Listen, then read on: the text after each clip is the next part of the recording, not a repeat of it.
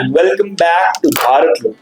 और ये है हमारा नया शो कौशल के कॉन्सेप्ट, जहां मैं आपका होस्ट कौशल आपको अपने तरीके से दुनिया दिखाता हूं। आज हम एक काफी जो चर्चा में है अभी न्यूज, एक फाइनेंशियल दुनिया में, आज हम उसके बारे में बात करते हैं। SEBI, securities and exchange board of India, they recently banned a YouTuber with 1.9 subscribers, 1.9 million subscribers from trading and using the Securities Board of India. तो हुआ क्या था? यूट्यूबर रविंद्र बल्लू भारती और उनकी company Ravindra Bharti education institute को सेबी ने बैन कर दिया है, क्योंकि वो बिना सेबी के रजिस्ट्रेशन के इन्वेस्टमेंट एडवाइजरी सर्विसेज दे रहे थे। तो सेबी के रूल्स के सीधा अगेंस्ट है। जिन्होंने 1.9 मिलियन से ज्यादा लोगों की फॉलोइंग बना ली थी, उनका इल्जाम ये है कि वो स्टॉक टिप्स, ट्रेड रिकमेंडेशंस और इन्वेस्टमेंट स्कीम्स प्रमोट कर रहे थे। लेकिन ट्विस्ट क्या है, उनके पास सेबी का अप्रूवल नहीं था एक इन्वेस्टमेंट एडवाइजर बनने का। ये सिर्फ अनएथिकल ही नहीं बल्कि इलीगल भी है, और सेबी का एक्शन सिर्फ एक वार्निंग तक सीमित नहीं था। यहां देखते हैं कि उन्होंने क्या क्या किया उनके खिलाफ। भारती और उनकी कंपनी को अप्रैल 2025 तक सिक्योरिटीज मार्केट में काम करने से बैन कर दिया गया है। They have also fined them with 9.5 crore rupees for all the unlawful gains and profits they made. And उन पर 10 लाख का फाइन भी वो किया है for basically not following the SEBI rules. अब हम बात करते हैं कि ये इन्फ्लुएंसर्स आखिर पैसा बनाते कैसे हैं इलीगली। चलिए उनके कुछ कॉमन ट्रिक्स समझते हैं। पहला है पेड प्रमोशंस विदाउट डिस्क्लोजर। ये लोग स्पेसिफिक स्टॉक्स या फाइनेंशियल प्रोडक्ट्स प्रमोट करते हैं बिना ये बताए कि उनको इसके लिए एफिलिएट किया गया है या फिर उनको इसके लिए पैसे दिए गए हैं उन फाइनेंशियल प्रोडक्ट्स को लोगों तक एडवर्टाइज करने के लिए। This is completely illegal. There is another trick called front run. ये लोग सस्ते स्टॉक्स खरीदते हैं, अपने फॉलोअर्स को उन्हें प्रमोट करते हैं, और जब प्राइस बढ़ता है because of excessive demand of their followers, they sell and dump those stocks, making heavy profits. Unregistered investment advisory service, ये बिना सेबी रजिस्ट्रेशन के इन्वेस्टमेंट टिप्स देते हैं जो इलीगल है। Pump and dump schemes, promoters के साथ मिलकर स्टॉक प्राइसेस को आर्टिफिशियली इन्फ्लेट करते हैं, अपने शेयर्स बेचते हैं और इन्वेस्टर्स को लॉस में छोड़ देते हैं।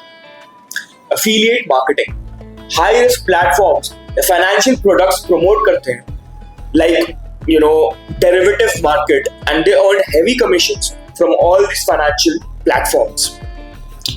दे also sell misleading educational content like strategies and अपना courses बनाते हैं, and they basically make a whole fake past success stories, and जो हम basically नए investors होते हैं हम इसमें फंस जाते हैं। हम उनकी सक्सेस स्टोरी देख के कि हमें भी वैसा सक्सेस चाहिए।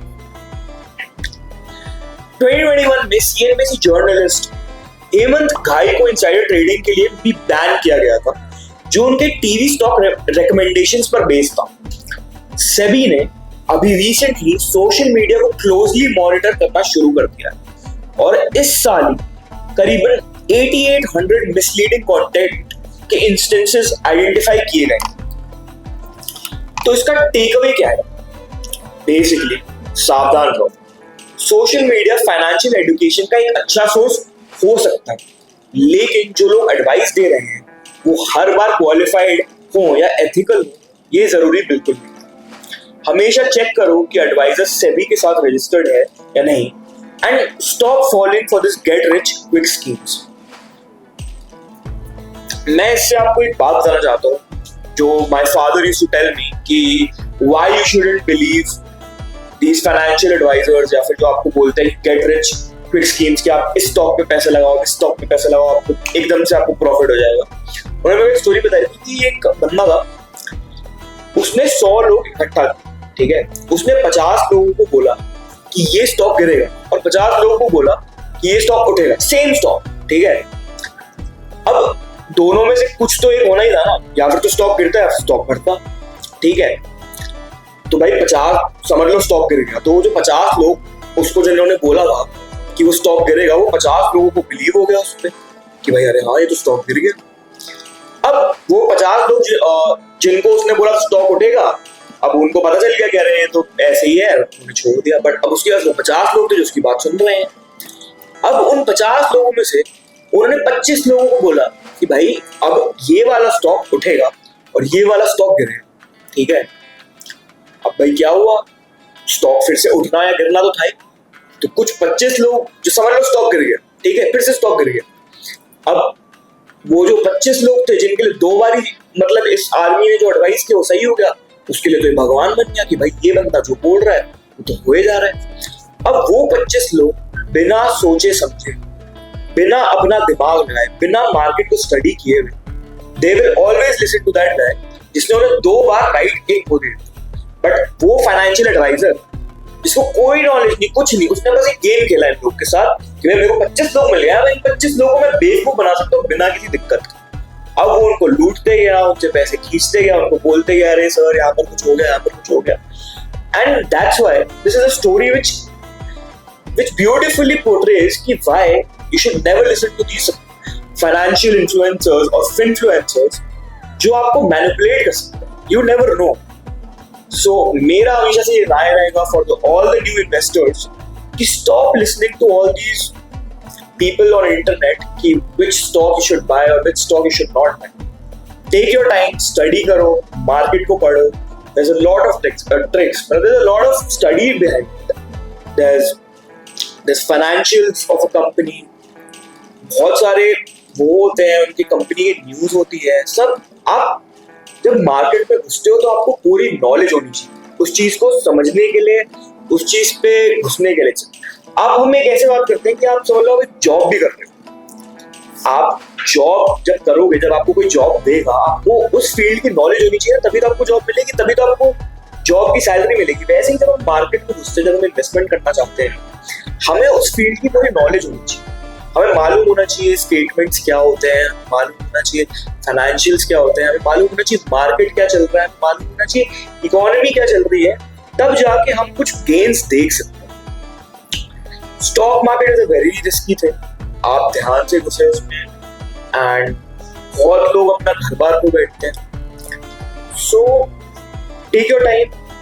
मैं कभी मना नहीं करूंगा स्टॉक मार्केट के लिए, it's a very good thing to invest money, but yeah, take your time, do your studies, do your backhand work before entering the stock market. So guys, ये था मेरा कुछ points जो अभी recently चल रहा है कुछ मार्केट में, इंस्टाग्राम पे, यूट्यूबर पे, जो हर कोई बैठ के बैठा है मार्केट का गुरु। तो हाँ, आई थिंक आप व्यूअर्स को ये समझना चाहिए ऐसा नहीं।